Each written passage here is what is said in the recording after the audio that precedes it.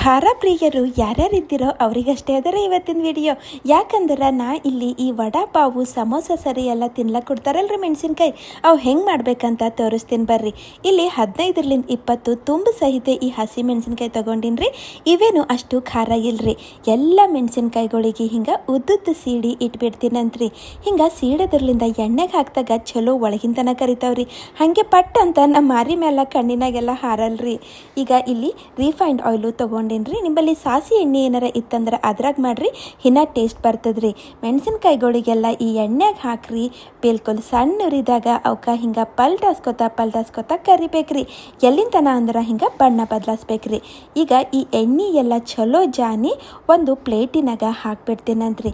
ಈ ಉಳಿದಿದ್ದ ಎಣ್ಣೆಗ ಪಲ್ಯ ಮಾಡ್ಕೊಂಡ್ರಾಯ್ತ್ರಿ. ಈಗ ಇವ್ದ್ರ ಮೇಲೆ ಒಂದಿಟ್ಟು ಉಪ್ಪು, ಕರಿ ಉಪ್ಪು, ಅದೇ ರೀ ಬ್ಲ್ಯಾಕ್ ಸಾಲ್ಟು, ಹಾಗೆ ಒಂದು ಈಟೆ ಚಾಟ್ ಮಸಾಲೆ ಹಾಕ್ತೀನಿ ರೀ. ಇಲ್ಲ ಆಮ್ಚೂರು ಪುಡಿ ಇದ್ರೂ ಹಾಕ್ರಿ, ನಡೀತದೆ. ಏನು ಇಲ್ಲಂದ್ರೆ ಬರೀ ಉಪ್ಪು ಹಾಕ್ದ್ರೂ ಸಾಕ್ರಿ, ಮಸ್ತ್ ಟೇಸ್ಟ್ ಬರ್ತದೆ. ಈಗೆಲ್ಲ ಚಂದ ಮಸಾಲೆ ಮಿಕ್ಸ್ ಆಗಂಗೆ ಕಲಿಸ್ಬೇಕ್ರಿ. ಬರೀ ಸಮೋಸ ವಡಾಪಾವ್ ಯಾಕ್ರಿ, ನಮ್ಮ ರೊಟ್ಟಿ ಉಂಬ ಟೈಮ್ನಾಗ ನಡು ಈ ಮೆಣಸಿನ್ಕಾಯಿ ಹಚ್ಕೋತಾ ಉಂಡ್ರ ಹಾಗೆ ಬಾಯಿ ಜುಮ್ ಅನ್ಬೇಕ್ರಿ.